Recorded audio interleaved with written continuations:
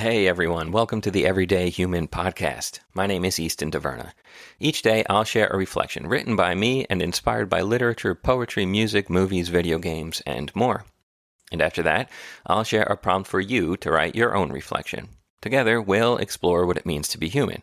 Every month, we'll walk a new path, taking a look at life, death, the universe, and everything in between. Thanks for coming along. I'm glad you're here. For more, visit eastontaverna.com or join me on Instagram at _everydayhuman. It is January 18th. I hope you're doing well. Today's reflection is titled, The Life You Have Is.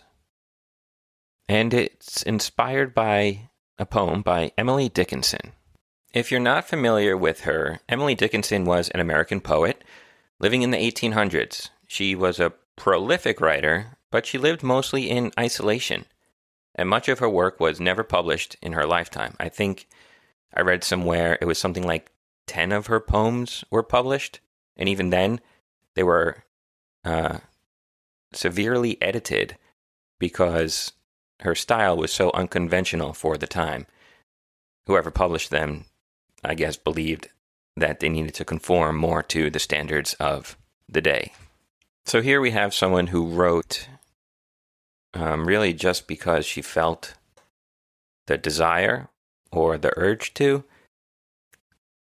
I'm assuming, obviously didn't know her, but without the draw to, I don't know, and I don't know when this happened, but like to become this sort of like celebrity writer. And I think that's very much a modern thing. Of course, there are people out there who still write just for the sake of it. But I think there's a lot of people who have this dream and vision of success. And I'd be lying if I didn't think about that for myself at times. It would be nice, right, to make a living from your passion.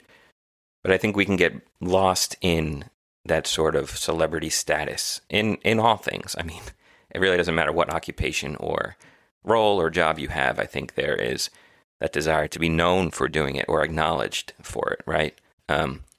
And that's something I think about a lot. Why is that? Why is it that we want to feel this sort of adoration or respect from people we don't know or will never meet or who maybe only live in our heads? So just a random thought right there before we move on.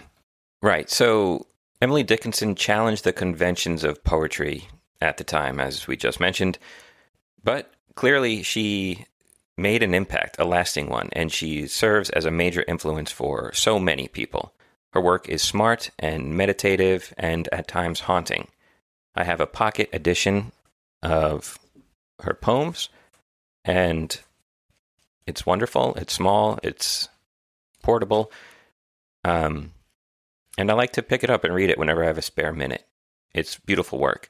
I mean, so many of her poems, she doesn't even title, which I also find interesting. So that makes me feel she kind of just wrote whatever she felt like writing. Didn't even feel the need to title them. They were just her thoughts and feelings coming out and going onto the page.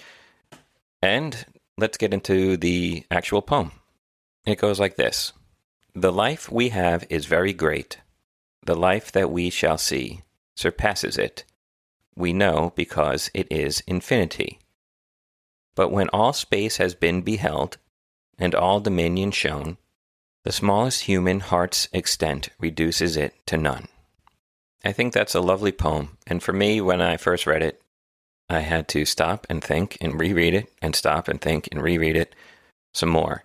And that's the beautiful thing about poetry, is that, you know, it might mean different things to different people, and literature in general. But here we will move on to the reflection, which is what the poem inspired me to write. It's easy to look up at the stars at night and get lost in their splendor, considering the vast expanse of space and time between us, fathoming their constitution, contemplating the mysterious connection we've had with them since we first turned our eyes to the heavens.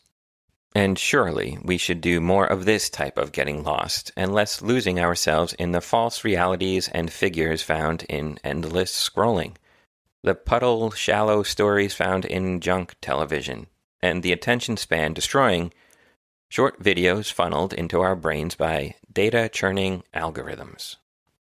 There is much we can learn about ourselves by contemplating the mysterious and unfamiliar. Yet, at the same time, we do not need to understand the stars or the universe to understand the infinity Dickinson speaks of, or the divine, whatever you might call it at this point in your life, because that same expansive wonderment, infinite potential, and sublime veneration lives inside each one of our hearts as humans. The smallest events of love, joy, and even pain, the fact that these experiences exist for us as they do, and that we can know them every day and night in our hearts, is just as mysterious and mystifying, if not more, than the stars themselves. So count yourself fortunate and embrace them. And the next time you are looking up at the stars in awe, perhaps entertain the thought that they are there, looking down on you, in wonder and contemplating your very great life. And there my reflection ends and brings us to your reflection question that you can jot down your notes in your journal or just think about maybe while you're looking up at the stars in the morning or at night. So ask yourself this: when was the last time I looked up at the stars? When was the last time I looked into the infinity of my heart?